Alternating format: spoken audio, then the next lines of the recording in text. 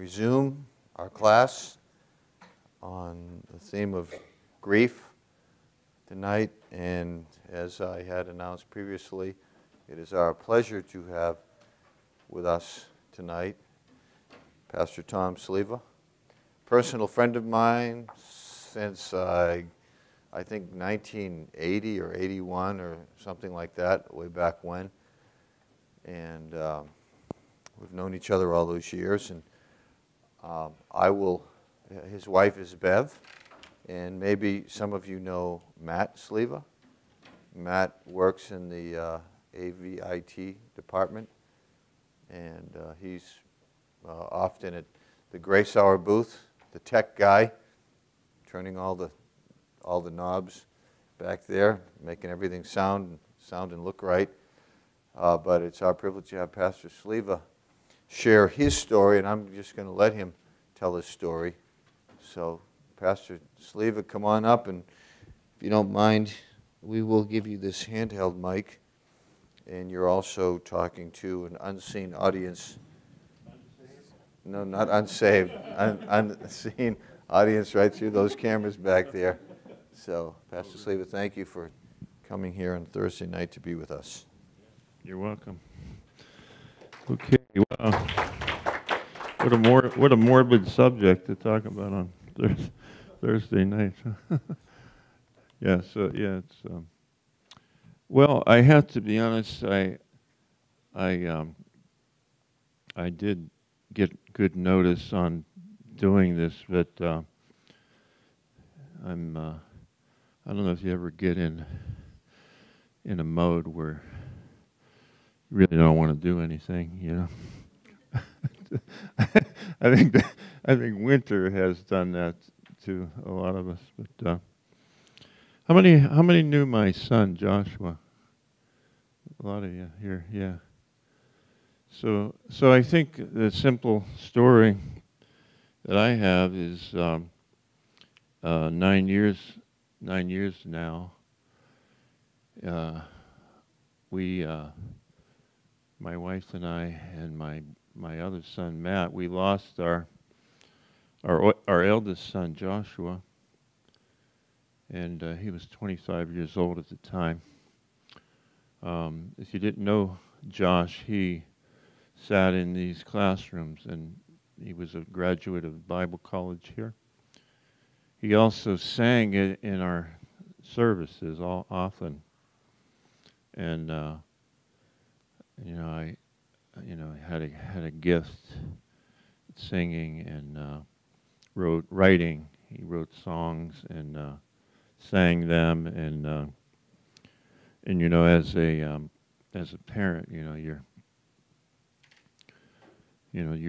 this is one of the things you hope happens, if you have children, that they end up following God and doing something. And Josh, to say the least, Josh made us very proud of his decisions in his life, which brings me really to the next thing. I think, because of this class and what it is,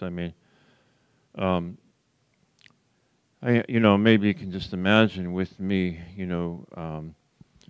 and probably if you're young and you haven't raised children, you don't know so much about that. But you raise a child. You invest your life into his life for 25 years, and you have great aspirations for him. And he's going to serve God. He's doing it. He's going to be on a mission field. And he did do a lot of traveling and singing and overseas and in America. And then one day, our story went this way. We found out Josh had cancer, and I was helping out Pastor Ron Lewis in Pittsburgh at the time, because he was kind of the new pastor there at that time. We were helping him, and so it became very clear to my wife and I, after not too long, that we we need to be down here with Josh. And so we ended up coming down, and then we ended up moving back here to Baltimore because his condition was not getting better. And he had emergency surgery. They found his cancer too late, is really what happened. And it was already very developed. Nevertheless, though, we spent a year just watching Josh and watching him, his life deteriorate, and then, really the most shocking thing that could ever happen happened, and I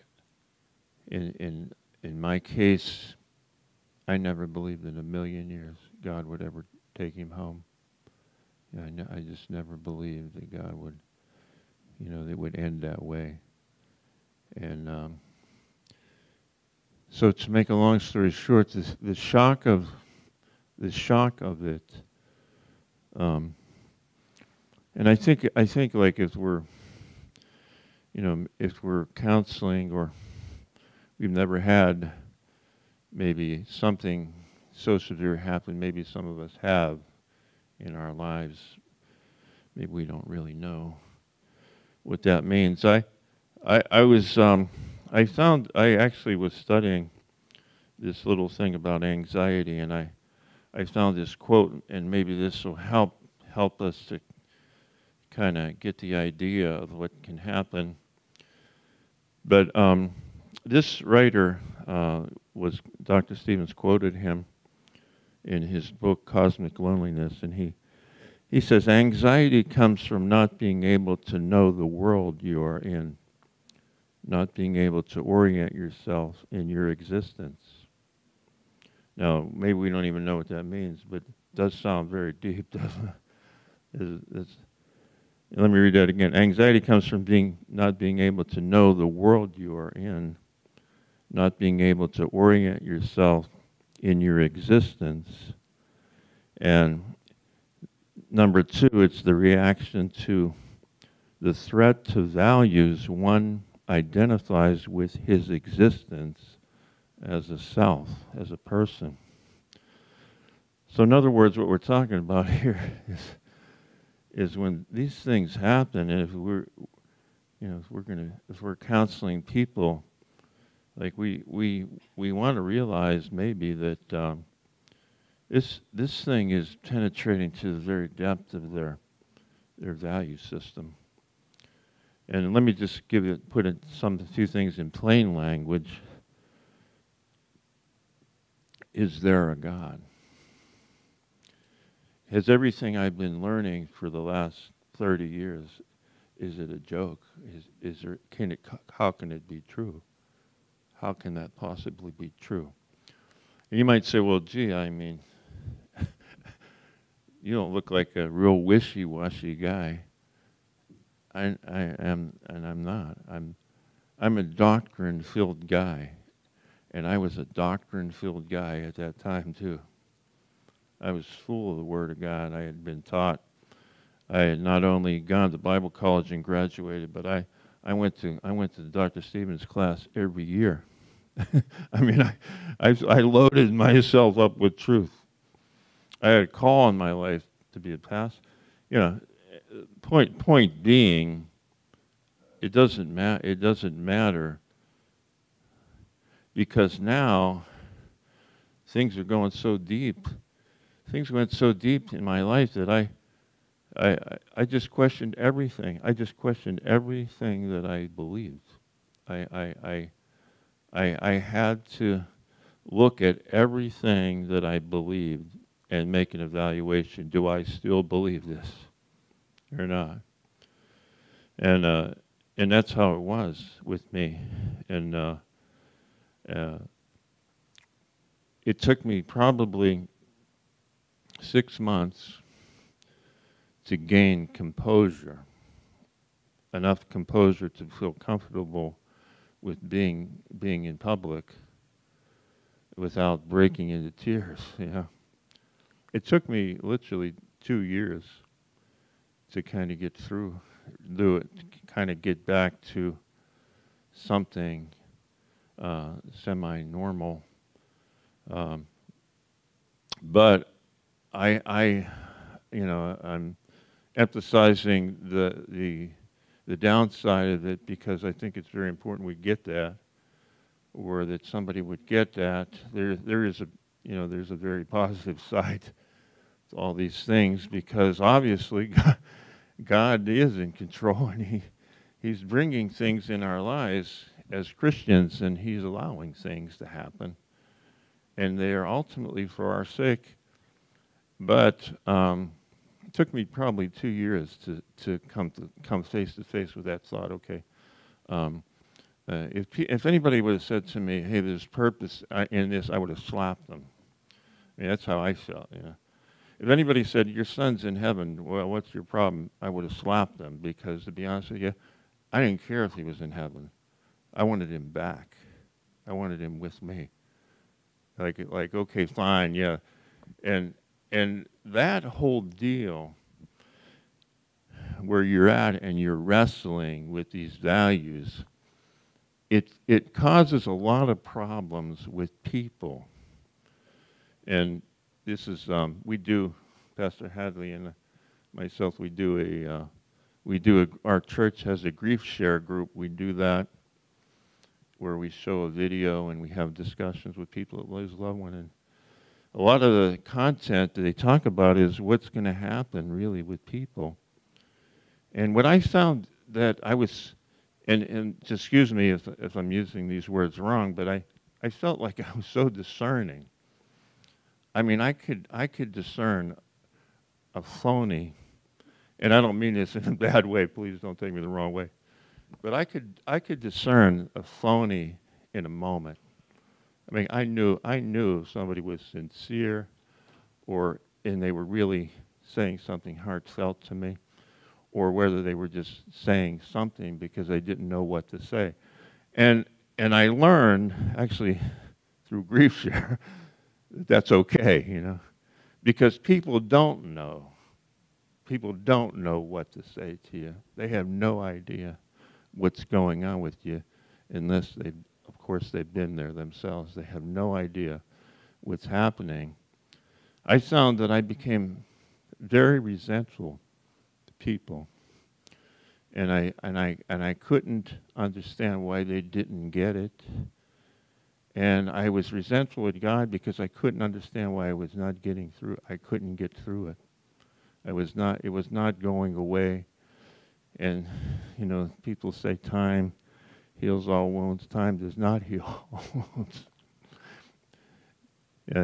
It does, you know, and there's a balance. I do understand that. I think it does help. Time does help. But it wasn't healing. It wasn't healing me. I had panic attacks. I started getting panic attacks. And I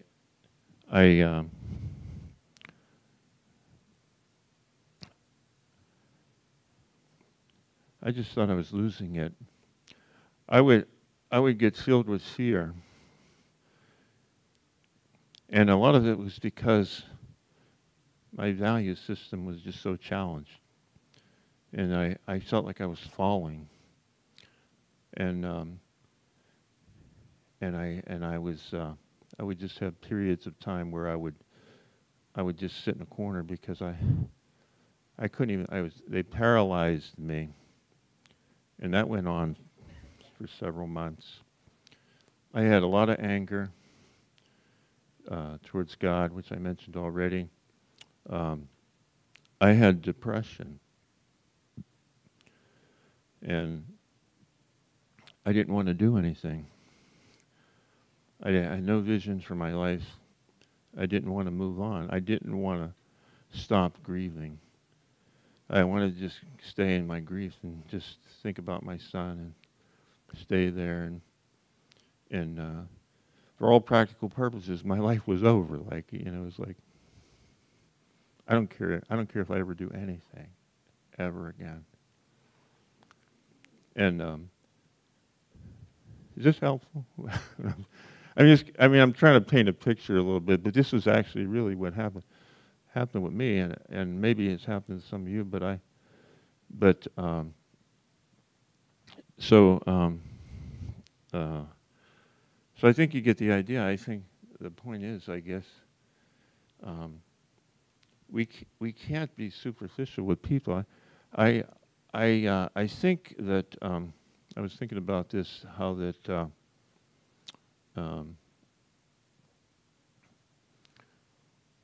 the people would say,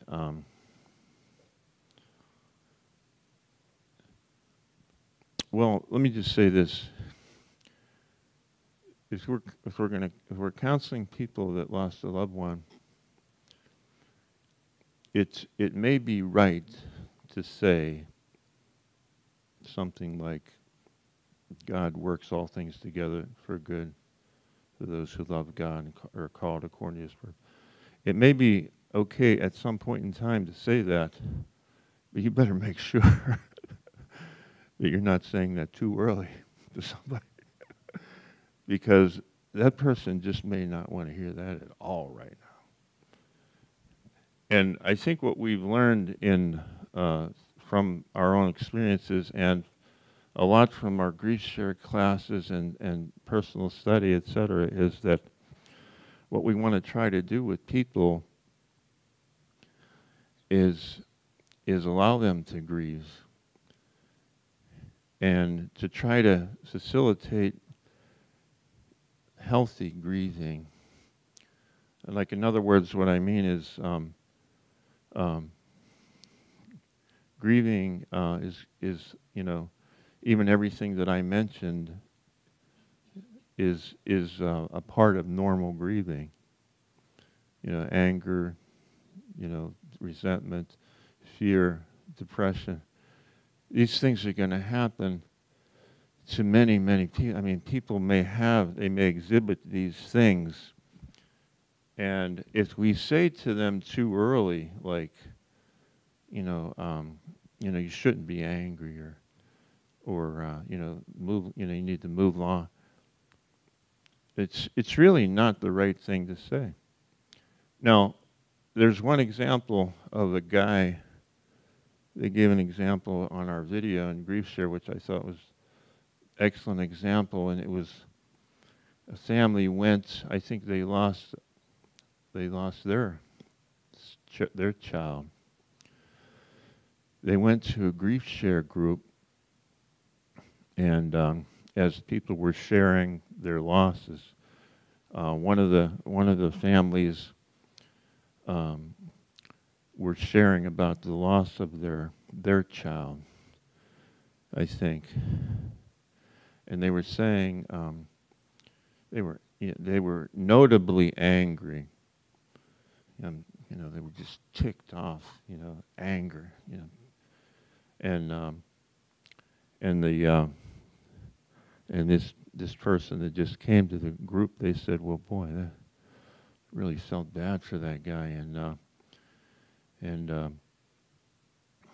then they found out that they had their loss 17 years, I think it was 17 years prior, is when they actually lost their child. And that is unhealthy grief. That's what I think the point is that for a period of time people may get angry and all these things, but if 17 years down the road they're still in it, or if their life takes on a course of depression and they follow through on that, and for the next 10 years, they're in a depression, or they're still angry with God, 17 years later, or they have perpetuating fear. That's the kind of thing that we're trying to guide people out of. And we have to be, and I guess we have to be very sensitive to people, and to be able to discern what really is happening with people. and I'm not teaching this class.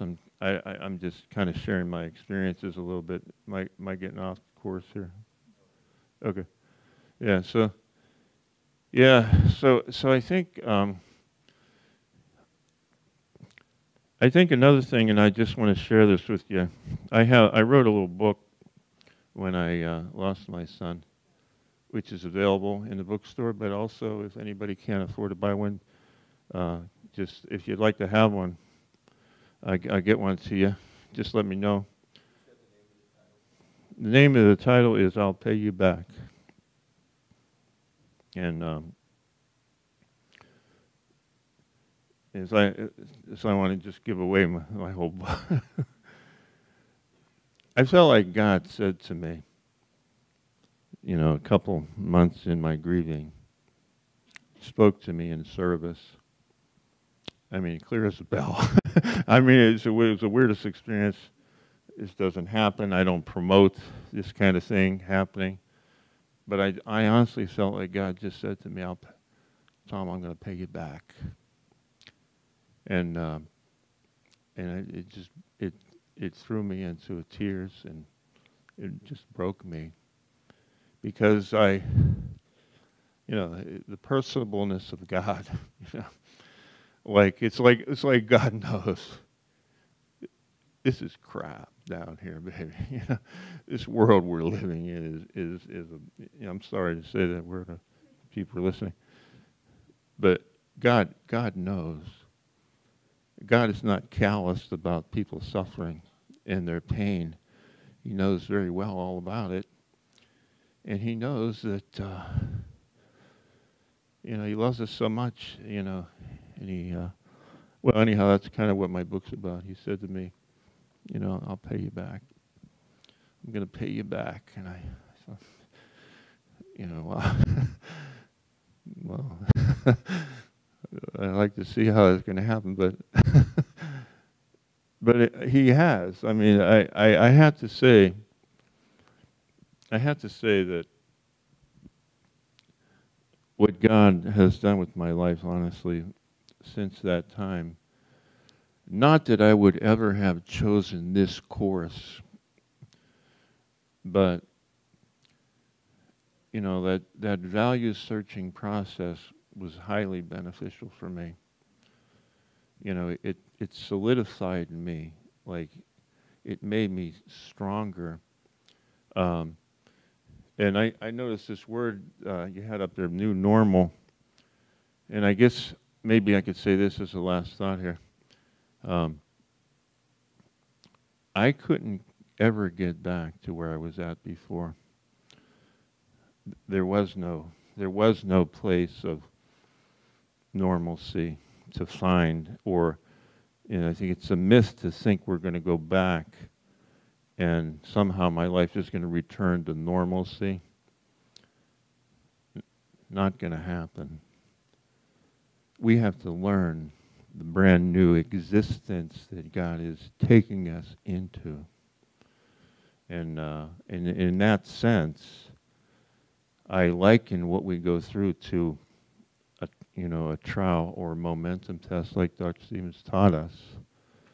At the end of those trials, we get promoted. God promotes us. He promotes our God consciousness, for one thing. We get an eternal weight of glory. And that's what we're trying to guide people towards, that promotion. Because something awesome is going to happen in their lives, just like it happened with Job on the other side. But, there's a time to talk about those things with people, and there's a time that we can't talk about it.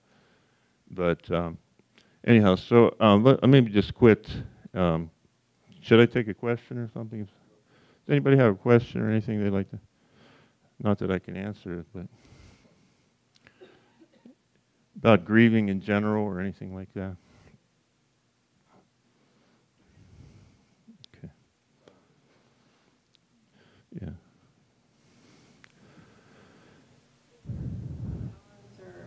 There's no formula, I know, with the healthy grieving as compared to the unhealthy. Is there a timeline, or are there events that lead up to where it becomes healthier? Or Yeah. is there a way of working it out?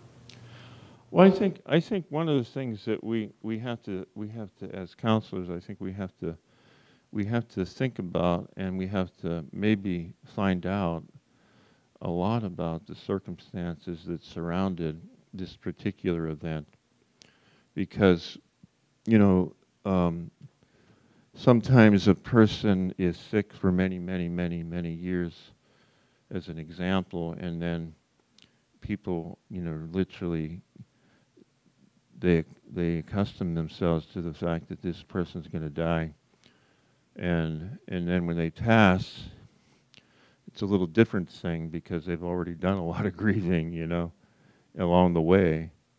That kind of person, it could be a little different. A person who loses a child, they say a couple of years usually. Child commits suicide, 5 years.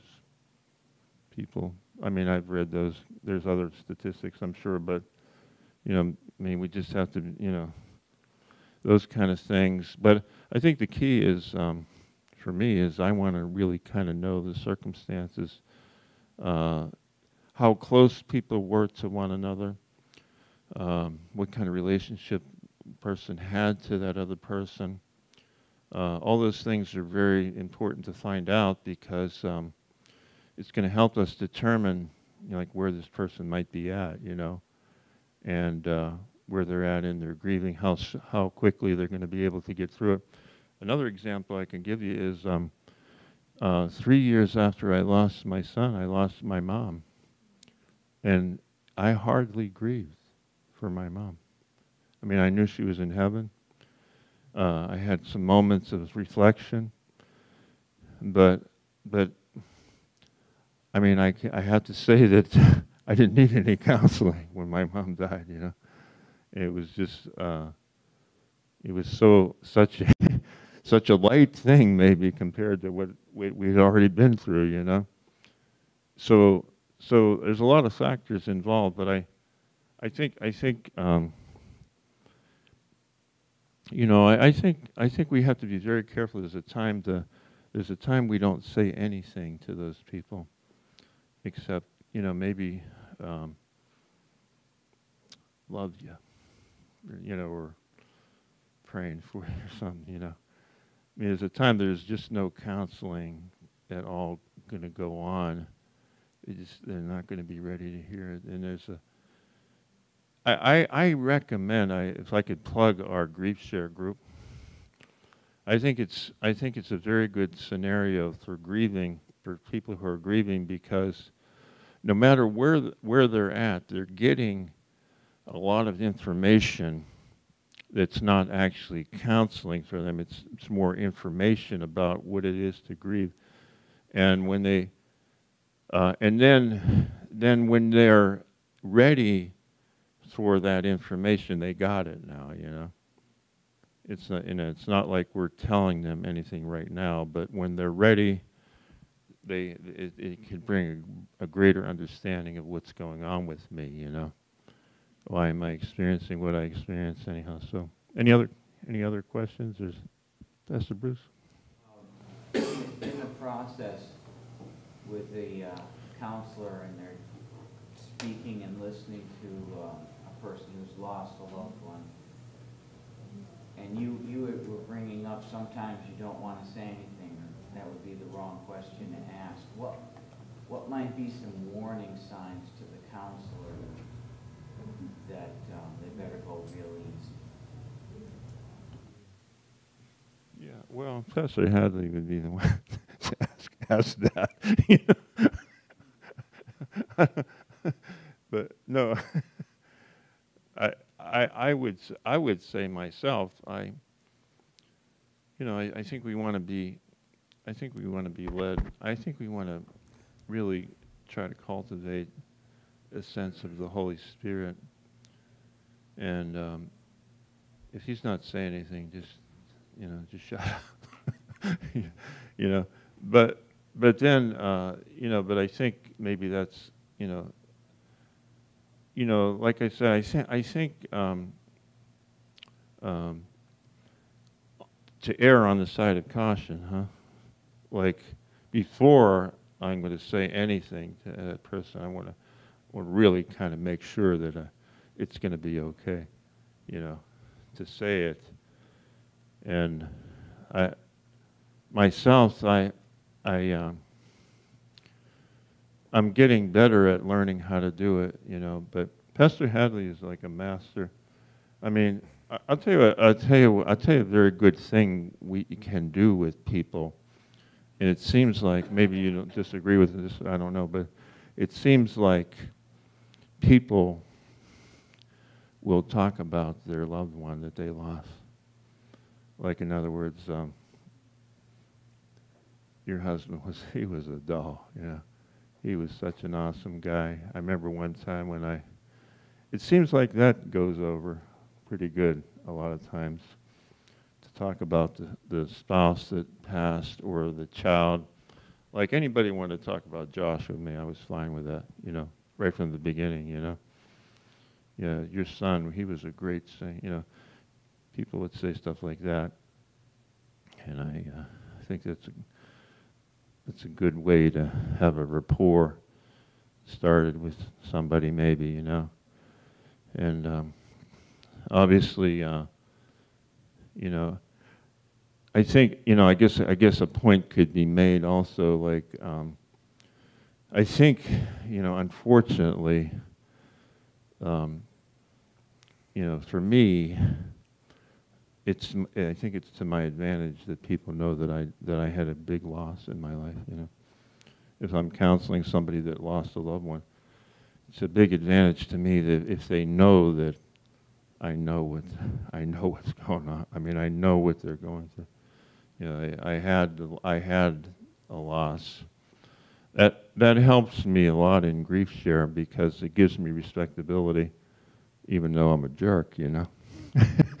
They don't know that. They think that I know something, you know. I'm talking about you, sir. I don't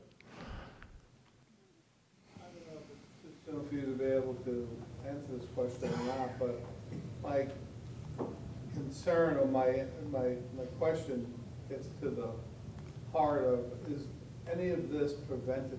Is there any way to prevent the severe grief from occurring through preparation prior to an event occurring?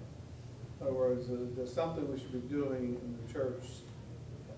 The counseling is what you do after the problem develops, but there's nobody kind of addressing, you know, what are we doing before it happens, because it's kind of predictable that these kind of serious things are going to happen in your life at one point or another. God's going to allow it to happen to you.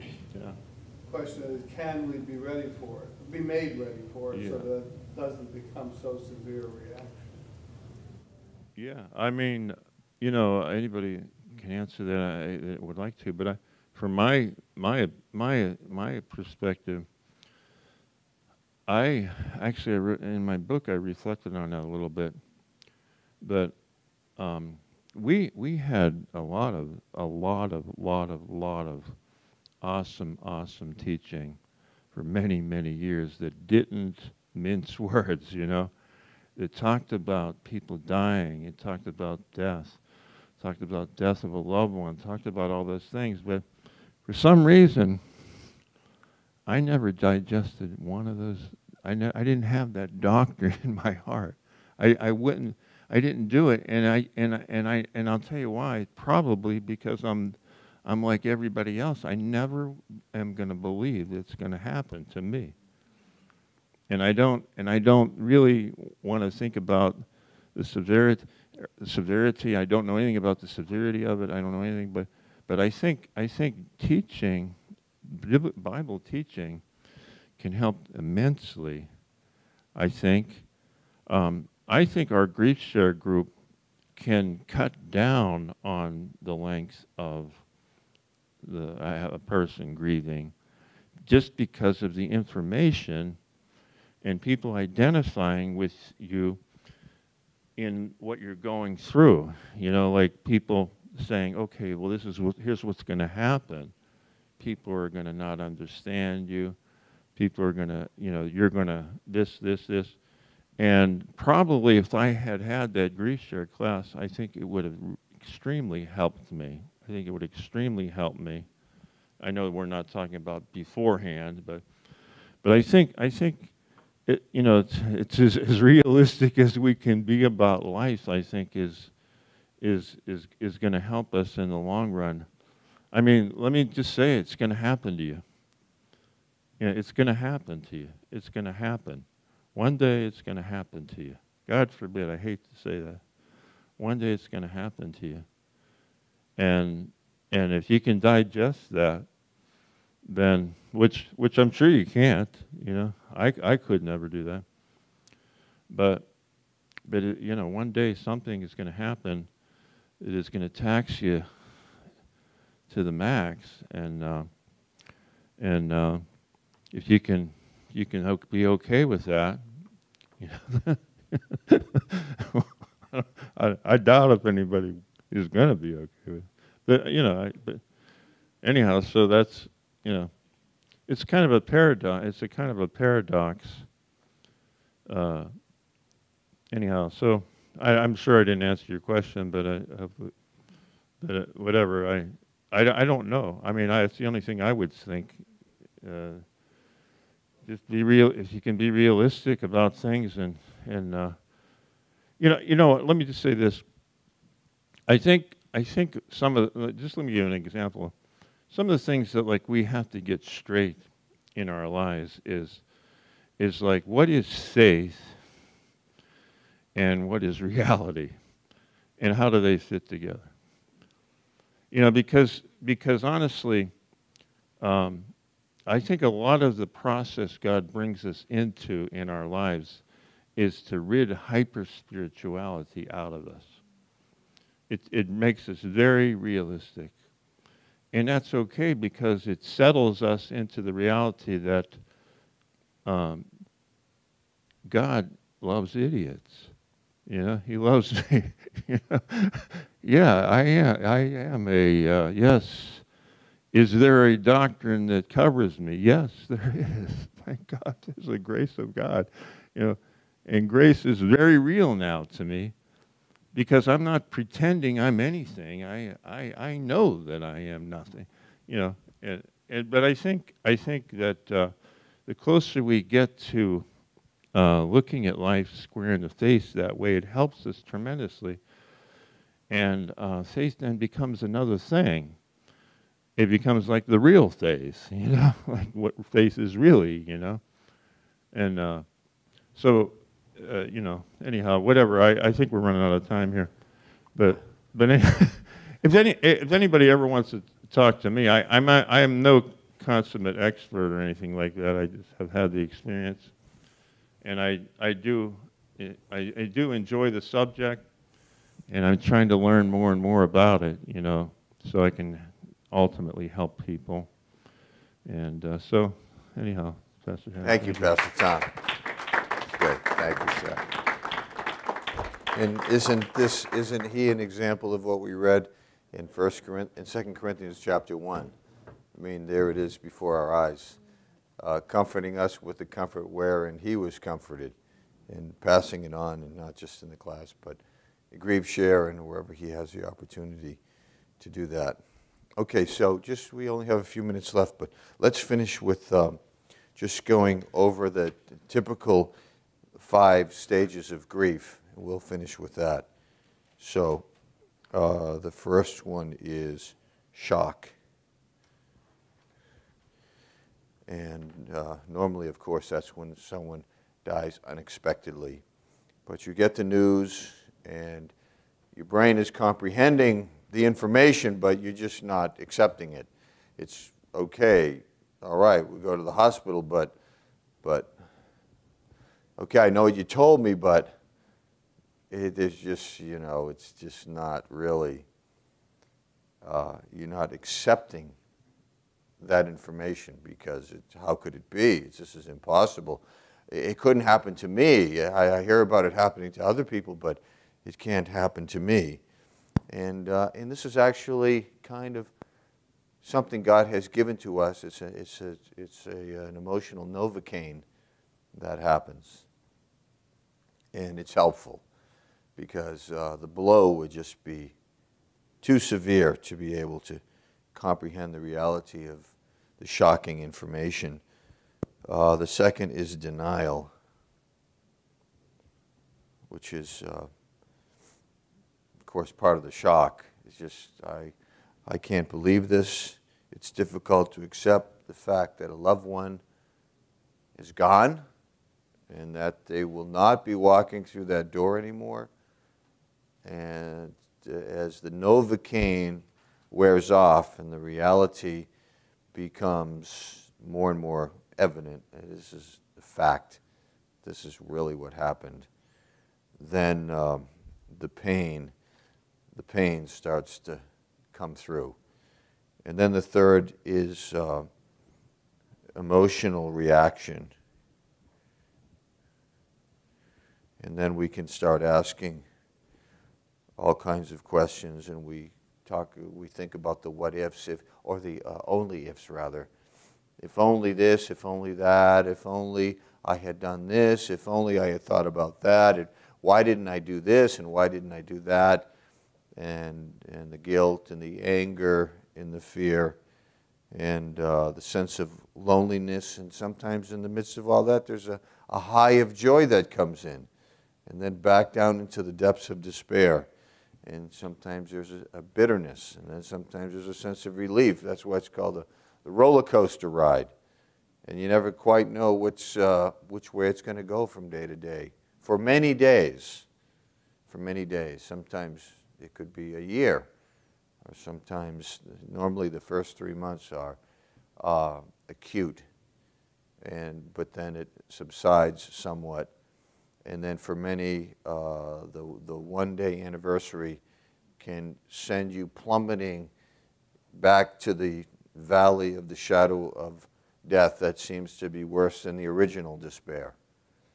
Because now you've gone through the calendar, all the events where normally you were with that loved one, family vacations, outings, sporting activities, places you went on vacation.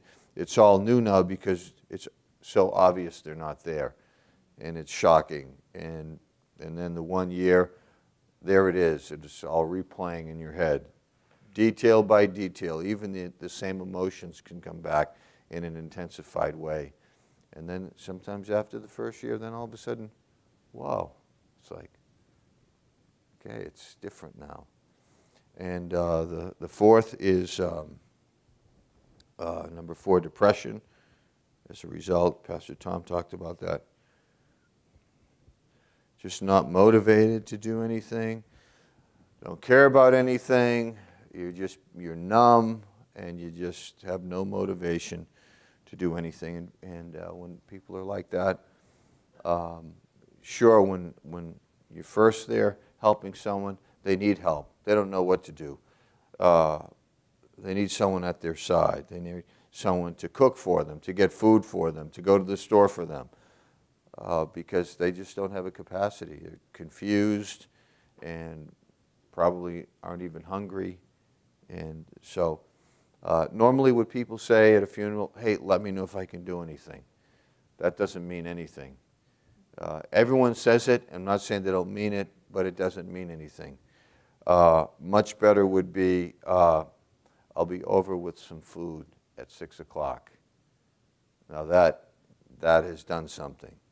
Because the person probably doesn't even know what they need. They're so out of touch with reality. So those kind of things are very helpful, concrete things. So the depression, despair, hopelessness, and sometimes maybe suicidal thoughts also that you need to be aware of. And then number 5 is acceptance